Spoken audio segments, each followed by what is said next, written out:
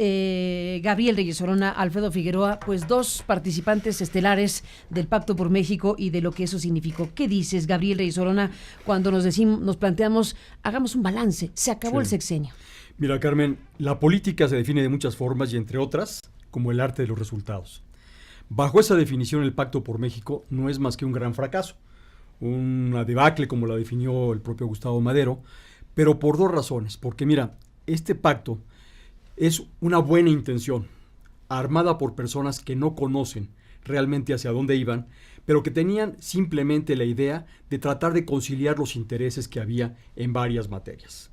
Primero debo decirte que el Pacto por México nos enseñó dos cosas: que es tan grave no tener reformas como tener malas reformas, con la situación de que la expectativa de las personas es defraudada, porque este Pacto por México que tanto ofreció y que tanto prometió no termina siendo favorable para nadie, ni siquiera para los actores políticos.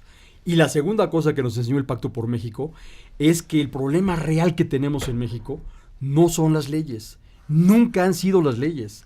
El problema que tenemos en México es quién aplica las leyes. En México, realmente, si nos ponemos a revisar estos grandes cambios que se han venido haciendo los últimos 30 años, los 6 sexenios de la tecnocracia, realmente los cambios son cosméticos. El problema es que en México la ley no se aplica. Pero además de esto hay una tercera reflexión, y es el asunto que, como decían en la Revolución Francesa, lo que importa es la boca de la ley. ¿Y quién es la boca de la ley? El Poder Judicial. ¿Dónde está hoy el Pacto por México? El Pacto por México hoy está en tribunales. Aunque Enrique Peña Nieto ha hecho una gran campaña para ocultar que hay muchos temas de las reformas sujetos al escrutinio judicial, ahí están. En esta propia administración ya se declaró un artículo inconstitucional de las reformas de Peña Nieto. Pero entonces, esta reforma estructural realmente no es estructural hasta que cambie el país. Y si algo no pasó con esta reforma, es que nada ha cambiado en cuanto a que se sigue entregando el control de los recursos naturales a grandes corporativos del exterior. Estas malinches modernas que desde los bancos, desde las telefónicas y desde estas nuevas grandes empresas siguen sirviendo a las metrópolis de siempre, siguen haciendo que los mexicanos no reciban los beneficios de la riqueza del país. Eso es el Pacto por México. El Pacto por México hoy en día no es más que un pacto mafioso que terminó en engañar a todo el pueblo. Alfredo Figueroa, balance de este sexenio de Peña. Bueno, a mí se me agolpan un montón de cosas ahora que me preguntas. Me acuerdo, entre otras cosas, que aquí, en este estudio, se rompió el Pacto por México. Estábamos al aire Jorge Alcocer y yo, y entonces estábamos en un debate y de pronto, creo que con Acosta Naranjo, y de pronto al aire, aquellos rompieron. Entonces se me empezaron a golpar. Ahí rompieron el Pacto por México. En aquel estudio, el montón de cosas que empezaron a pasar. A ver, yo empiezo diciendo casi, pues el Pacto por México es, en realidad, en mi opinión, la última intentona de un modelo de transición que se dinamitó, que voló por los aires. El problema del Pacto por México no solo fue, o no especialmente, fue su construcción, sino su rompimiento. Es decir, el cómo termina rompiéndose un pacto mediante un conjunto de traiciones y de contrarreformas respecto de aquello mismo que se habían planteado. ¿Qué era? Que eran muchos temas, tú una agenda... Estuviste cerca de la discusión. Bueno, yo fui consultado. Estuviste consultado, ambos estuvieron de una u otra manera, tanto Reyes Orona como Figueroa, de una u otra manera estuvieron cerca de la discusión y fueron consultados. Esencialmente yo fui consultado en la de telecomunicaciones, que es en la que más participé, y en una parte de la política antes de que la secuestraran. Pero déjame contarte... ¿Antes de la que secuestraran? La secuestró el Senado, ¿no? La secuestró el Senado en una reforma en donde empezaron a cederse un conjunto de cosas. Incluso en términos metodológicos, el planteamiento no era despreciable. Muchos de nosotros pensamos que después de una elección como aquella, en donde había habido un río de dinero, como el que hubo en la elección de Peña Nieto, el que se sentaran a la mesa las principales fuerzas políticas a discutir una agenda política, como un mecanismo típico que se ha utilizado en México para digamos, avanzar en la transición a la democracia, era más bien un recurso más o menos habitual, que hoy ampliaba la agenda, ya no solo a lo electoral, que había sido el mecanismo típico, sino que la ampliaba a otros temas. Eso tenía una virtud, entre otras, el decir, oigan, no debe empezarse por la reforma electoral, tiene que empezarse por una reforma en relación a las telecomunicaciones y a la radiodifusión en México, y así se empezó. Pero así como empezó, Carmen, dentro de los propios partidos, y esto lo aprovechó Peña Nieto de una manera excepcional, fue corrompiendo a los partidos políticos con los que había pactado, para que esos mismos partidos que habían constituido y sellado un conjunto de temas empezaran a abdicar.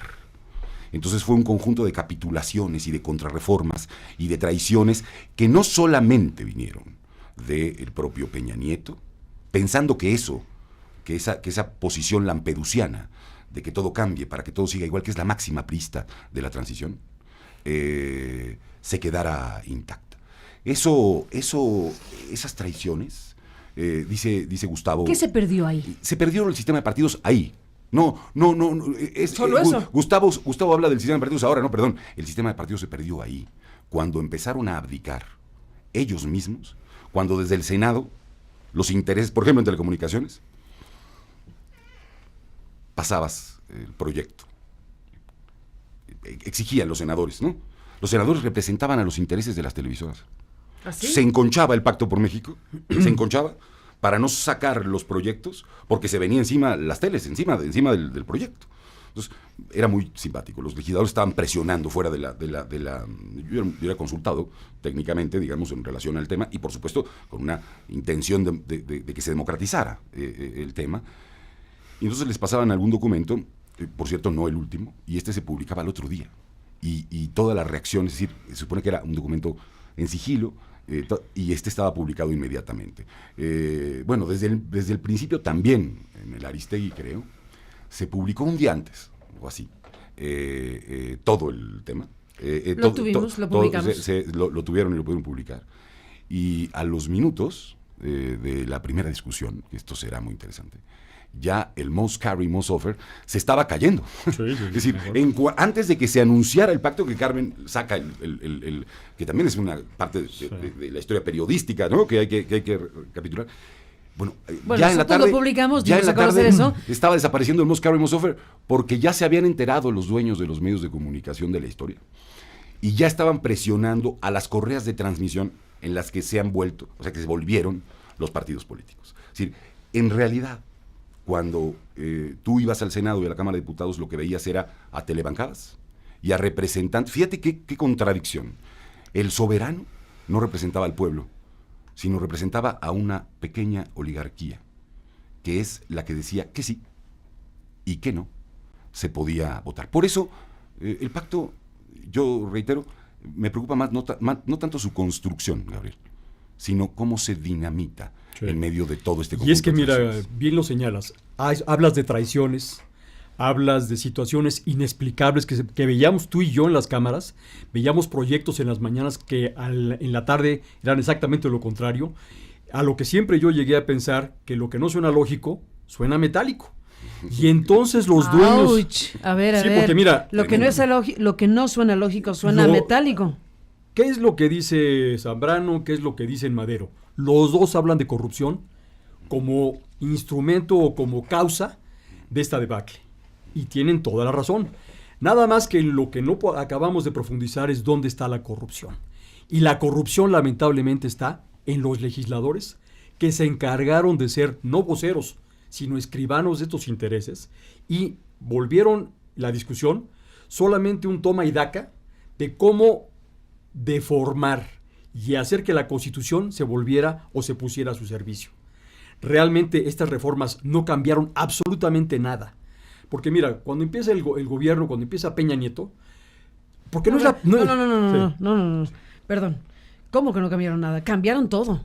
La pregunta es, ¿para bien o para mal? Para mal. Pero cambiaron todo. Sí. A ver, son reformas de raíz. A Sí, ver, por supuesto. la reforma madre, que es la reforma energética y petrolera, cambia... no es adjetivo, ¿verdad? ¿Qué? ¿De madre? No. La reforma madre, por la reforma principal, o sea, ahí cruzó buena parte de todo lo que ocurrió. Incluso, ustedes lo saben mejor que nadie, para que se lograra esa reforma madre, de una reforma radical que cambió de cuajo la historia de México, prevaleciente en las últimas décadas de la expropiación petrolera de Lázaro Cárdenas a que vino la reforma constitucional, bueno, en buena medida se repartieron, entre comillas, ciertos caramelos que parecían ir democratizando ciertos sectores y al final ni una cosa. Bueno, no ocurrió eso, pero sí ocurrió lo otro. Es que a lo que me refiero no entonces, pasó nada. Tienes una reforma enorme. Son muchas reformas las que se hicieron. Es una reforma constitucional que se revierte en toda la reforma legal. Si tú analizas cómo quedaron las leyes... ¿La petrolera energética? La energética, la de telecomunicaciones, todas tienen la forma de un obedézcase pero no se cumpla. A ver. Mira, todos sabemos, y por eso no me refiero a la persona de Peña Nieto, porque todos sabemos que Peña Nieto era una persona incompetente, una persona no preparada. No hables en pasado, le quedan unos días.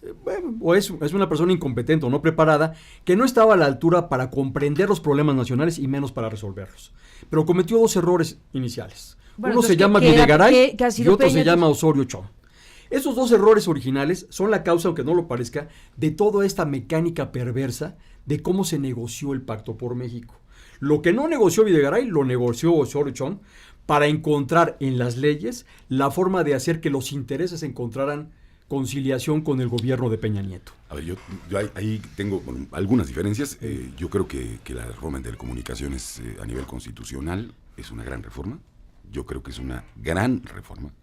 Y claro que vivimos la contrarreforma en la legal. Que esto era la historia de por eso creo que Bueno, es lo que está diciendo. ¿Cuál diferencia? Él dice pero la lo que digo reforma es, constitucional sí, se desdibujó con las reglamentarias. Justo, pero porque justo es es lo un mismo que asunto digo de sí, pero a ver, una cosa. Pero está, es decir, ahí está puesta. Es decir, la idea de que tengamos hoy lo que tenemos en el artículo 6º de la Constitución está ahí. Y está ahí para ser empleado un día.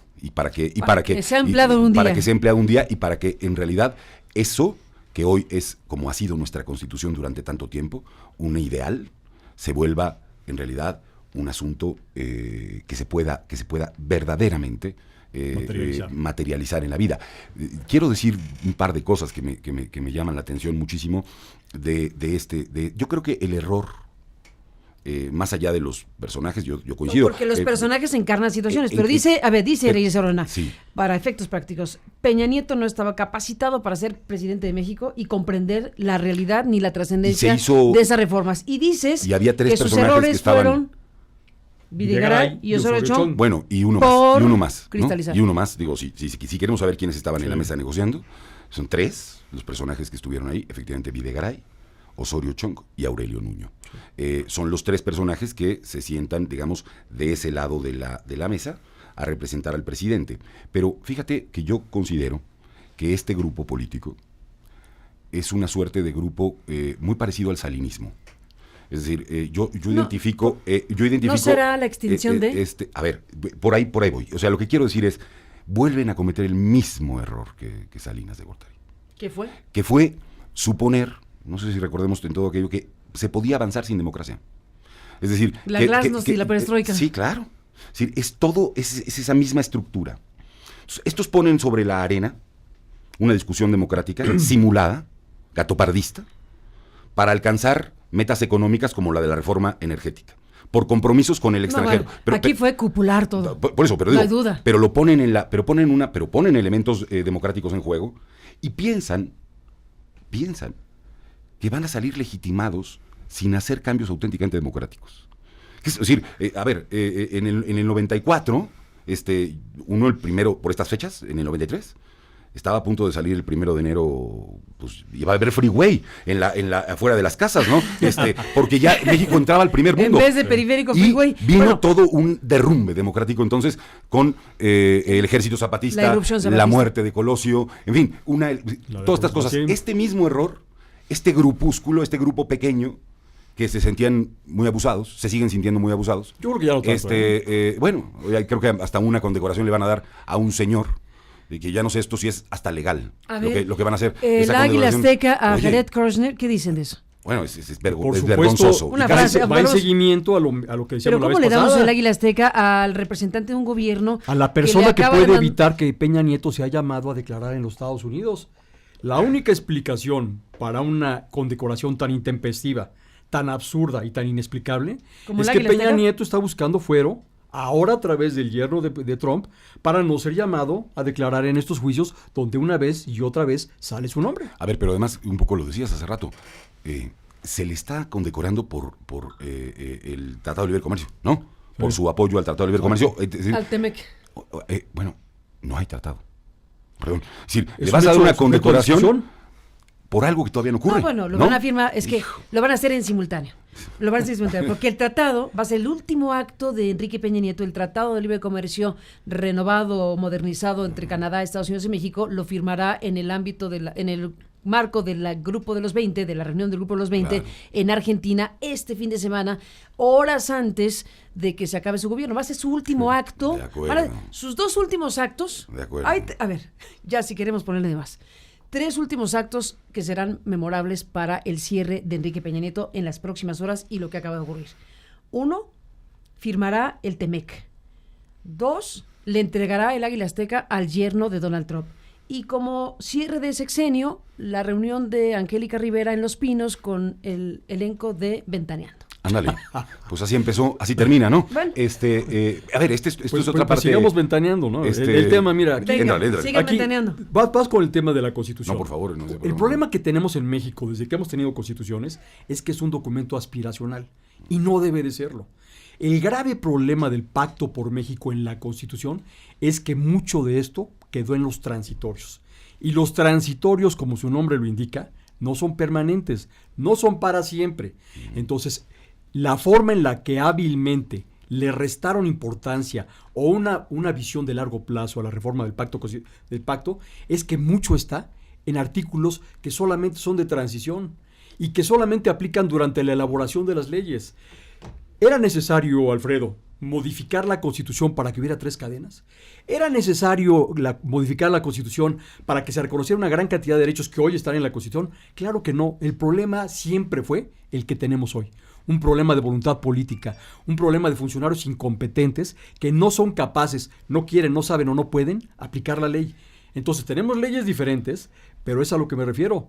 Ahí seguimos viendo a las mismas televisoras haciendo exactamente lo mismo, renovando y prorrogando sus concesiones 20. en el último segundo. Pero espérame. Estamos viendo lo mismo. No solamente renovando las concesiones, Completamente de acuerdo. sino con 3 años de anticipación.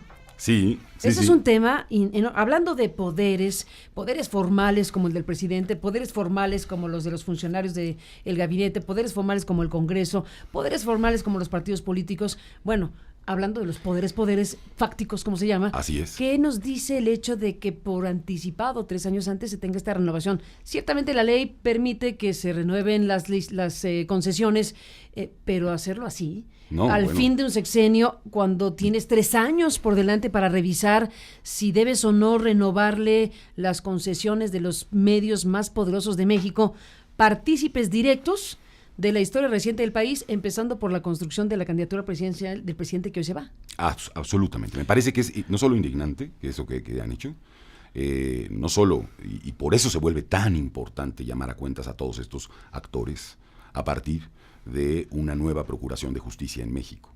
Es decir, por eso la discusión tan relevante de llamar a cuentas a quienes han sido cómplices de estafas, no solo maestras, sino de estafa tras estafa a la República. Gran debate ese. Hay quien dice que no, que Bueno, mejor sí, hay sí. que irnos viendo hacia adelante Bueno, para no crear Y inestabilidad. decíamos la vez pasada que sería, en mi opinión, uno de los errores más graves, porque lo que acontecería, lo que tendríamos enfrente, sería en realidad otra vez esa frase, ya digo, lampedusiana, tan conocida y que está tan inserta en la cultura y en la clase política en México, que es hacer como que cambiamos, pero que las cosas en realidad no cambian. Quiero poner un ejemplo breve en relación al tema. Esos personajes que han estado enquistados en el poder en México, estamos batallando desde la primera alternancia hasta esta segunda alternancia y a esta tercera alternancia, y los personajes, esos mismos personajes, están en el telón de fondo, otra vez, del poder político.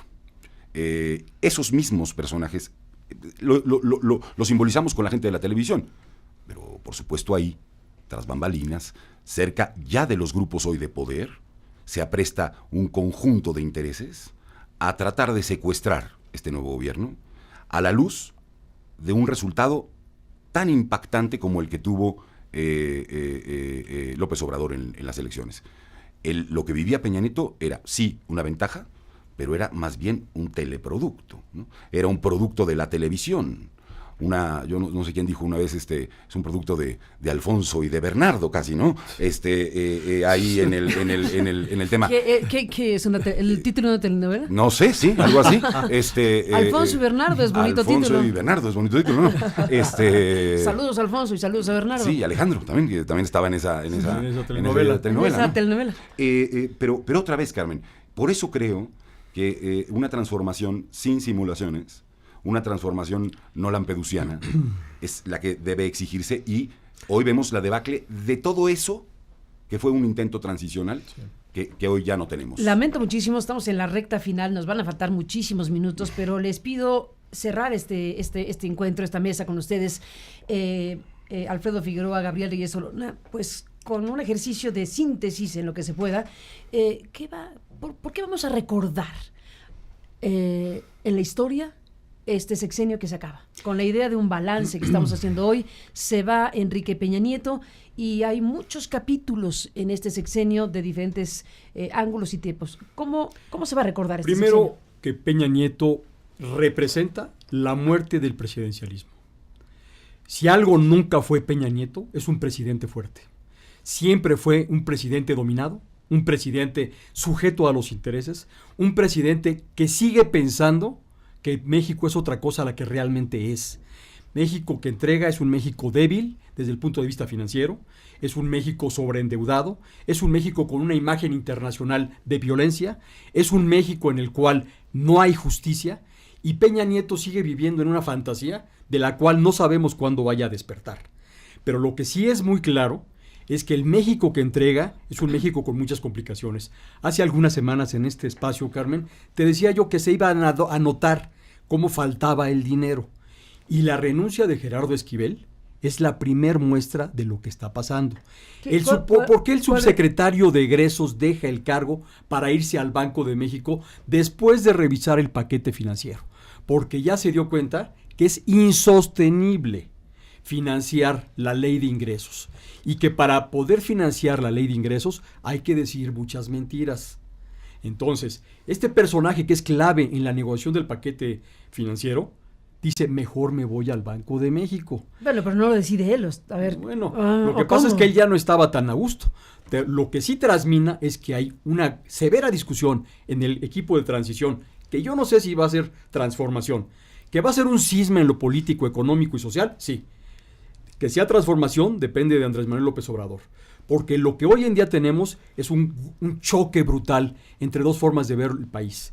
Pero lo que sí también estamos viendo es que el presupuesto de egresos de la Federación tiene problemas muy de fondo porque el dinero que Peña Nieto y todo su sistema financiero hacendario nos hizo ver es irreal. La recaudación no es lo que es imposible seguir acudiendo a la deuda pública y tenemos un grave problema. La recaudación no es lo que dicen. No es lo que es. La recaudación está integrada fundamentalmente por el comercio exterior. La recaudación de impuestos directos e indirectos es un fracaso bestial que viene mintiendo el Servicio de Administración Tributaria a través de no devolver el dinero que debe devolver, de retener más de lo que debe retener, de estar sujetando a los contribuyentes a un mecanismo de terrorismo vía esta contabilidad electrónica que yo no entiendo cómo pudo la Corte sancionar como favorable. Y entonces Gerardo Esquivel debe haber vivido una situación tan caótica como la de aquel consejero del INAI que dicen que solo se tropezó con la ventana. Entonces, yo lo que pienso es que la trascendencia de la salida o del rechazo de Gerardo Esquivel a la subsecretaria de Egresos es una primer muestra, es un primer foco amarillo de qué está pasando en el paquete financiero.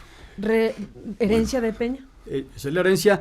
Peña deja un país postrado, un país donde la Constitución dice que tenemos que entregar los recursos naturales, que es lo que nos ha permitido negociar y renegociar la deuda pública los últimos 40 años. Desde los 70, México ha venido renegociando su deuda pública a través del petróleo. Nos vamos, Alfredo Figueroa, desde tu punto de vista, en la síntesis más apretada que vas a hacer, ¿cómo se va a recordar el sexenio de Enrique Peña Nieto, este sexenio que acaba? ¿Alguna luz, algún elemento, un contraste, que sí, que no? ¿Cómo lo ponemos a la balanza? Cómo se va a recordar va a depender muchísimo de lo que empiece a pasar. De inmediatamente después, es decir, la manera, los recursos, lo recordaremos por lo que venga. Lo recordaremos por lo que venga. Ándale. No, yo digo hoy, no por lo sí que tengo, pasó. no por lo que ha pasado, porque sabemos, tenemos partes de esa película, de lo que ha pasado, y sabemos que ahí adentro hay un nido de corrupción y de intereses, digamos, un amasijo de impunidad en el país de manera esencial. Creo que lo vamos a recordar. Por lo que sucedió en Ayotzinapa, y creo que lo vamos a recordar por el tema de la Casa Blanca, porque es la primera vez en la historia de México que se advierte directamente una posible responsabilidad por actos de corrupción de quien ocupa la presidencia de la República estando en funciones. Es decir, sí hay un cambio en un momento en donde una investigación periodística redefine, digamos, la relación, una investigación periodística y muchos sucesos, el Pacto por México reventando, Ayotzinapa, pero una investigación periodística redefiniendo el término de relación que tenía, digamos, con incluso la propia clase política, una clase política que se queda pasmada frente a la Casa Blanca, que se queda pasmada frente al tema de Ayotzinapa, pasmados todos los que hoy están otra vez en el poder, pasmados, y la gente sale indignada a reconocer que ahí está la corrupción, pero algo más grave. Está la complicidad de la impunidad y del pacto de impunidad, que es, me parece, lo que va a caracterizar este sexenio. Lo que tenemos por saber en los días que vienen, es parte de una historia que todavía no terminamos de conocer y de contar. Tenemos fragmentos de la enorme corrupción, de la enorme impunidad, tenemos fragmentos de eso, pero estamos por saber, espero yo, estamos por saber lo que ha pasado con nuestros muertos, lo que ha pasado con nuestro dinero, lo que ha pasado en la República en los próximos años. Yo espero, y solo si lo sabemos, tendremos condiciones efectivamente para entrar en un momento de transformación de la República. A los dos, gracias por estar aquí. Desde luego, esto es apenas el intento de un balance de algo que es enorme, que han pasado 6 años con muchos asuntos de enorme importancia, y les aprecio mucho a Gabriel Reyes Orona y Alfredo Figueroa que estén en esta mesa para hablar del asunto de esta manera, con estos ángulos, y bueno, evidentemente seguiremos, sobre todo en esta semana, buscando voces, opiniones, análisis, revisando lo que ha pasado y lo que viene, que básicamente es el punto donde estamos. Los hemos invitado tanto a Gabriel como a Alfredo Figueroa, Reyes Orona, a Gabriel Reyes Orona y Alfredo Figueroa, para estar en la transmisión maratónica que tenemos prevista para el próximo sábado. No podía ser de otra manera. Muy bien. Empezamos a las 8:30 de la mañana y será de las 8:30 a morir. Pues sí, ya estamos, ¿qué vamos a organizarnos? Pues unas pizzas o algo, ¿no? Tacos, hamburguesas. Sí, unos tacos. Bueno, ¿no? ya para sobrevivir durante el sábado estaremos ahí con las viandas correspondientes, con la idea clarísima de que en este espacio de noticias tenemos que ofrecerle la mayor cobertura y el mayor número de voces y de análisis y de seguimiento de esta fecha clave en la historia de México. Increíble que pasó. Increíble que haya pasado lo que ha pasado. Para cerrar, ¿cuántos años que jamás hubiéramos imaginado la escena del próximo sábado? ¿Hace 3 años? ¿Hace 2 años? Desde aquel 2006, ¿no? Es decir, creo que el emblema del momento tomando Calderón protesta. Sí. Es decir, frente a un escandalazo. Con el principal traidor a la democracia, que fue Vicente Fox, ¿no? Que se encargó de perseguir un opositor cuando él venía de una transición. Ahí creo que está la imagen y el contraste de aquel momento para este otro. Vamos a ver qué es lo que pasa con quien llega al poder, y vamos a ver qué pasa en la Cámara de Diputados. Y con la sociedad mexicana. Y con la sociedad mexicana en lo que viene. Así es. Bueno, nos despedimos. Gabriel, una frase. Para aquella transformación, México tiene que dejar de ser el México donde nada pasa. Ni más ni menos. Pues nos vamos.